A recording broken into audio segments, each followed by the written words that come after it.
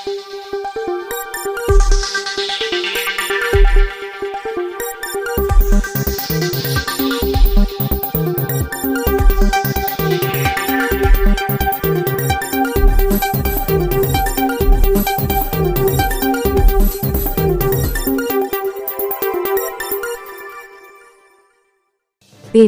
minta Anies cek jangkauan air bersih sebelum izinkan rumah 4 lantai.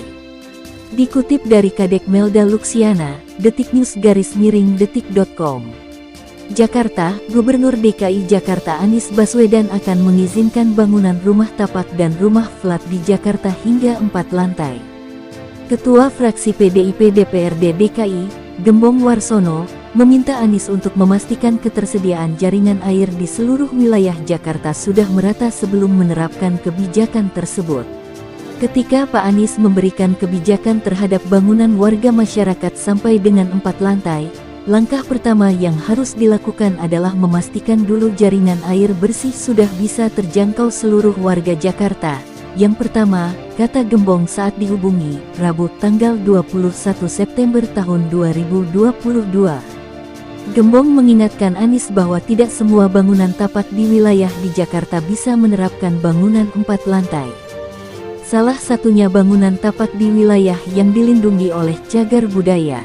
Kedua, yang harus diingat Pak Anies, tidak semua daerah Jakarta diperbolehkan membangun 4 lantai karena ada beberapa daerah memang sudah diatur melalui Peraturan Kepala Daerah Pengganti Perda tentang RDTR, Rencana Detail Tata Ruang, yaitu daerah-daerah yang dilindungi, ujarnya.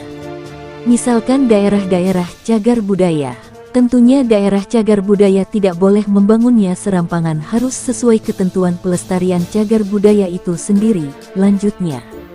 Gembong tidak ingin Anies serampangan menerapkan kebijakan bangunan rumah tapak hingga 4 lantai. Sebab ada wilayah yang bangunannya diatur sendiri dalam peraturan lainnya.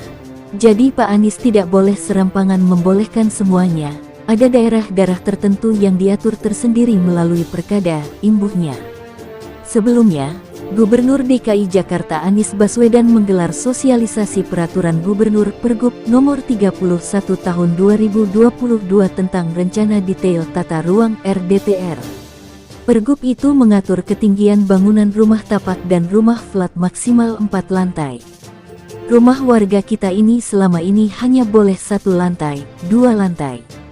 Sekarang untuk rumah tinggal akan dibolehkan sampai 4 lantai di rumah-rumah tangga kita di Jakarta, kata Anies Baswedan di ruang Pola Balai Kota DKI Jakarta, Jalan Medan Merdeka Selatan, Jakarta Pusat, Rabu 21/9.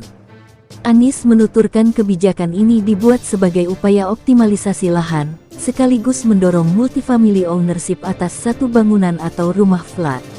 Pasalnya, di RDTR 2014, rumah tinggal hanya boleh 1-2 lantai.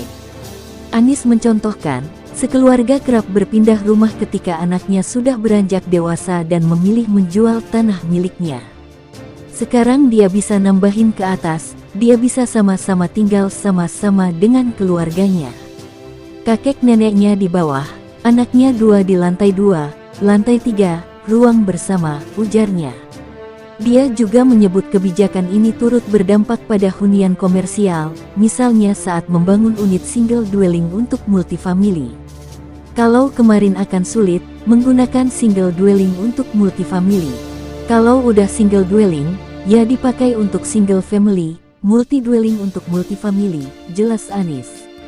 Ex-Mendikbud itu juga meyakini kebijakan ini dapat meningkatkan nilai lahan serta mempengaruhi bentuk kota Jakarta. Ini akan punya dampak yang cukup besar, jadi nantinya kota Jakarta tidak flat, tapi kotanya bisa meningkat lebih tinggi penduduknya, punya nilai lahan yang lebih tinggi. Sama-sama lahan 100 meter, 150 meter, bisa bangun 3 lantai, 4 lantai. Sebutlah bangunannya 60 meter, 60x4, dia bisa bangun 240 meter. Ini salah satu contoh, kata Anies. Gubernur DKI Jakarta.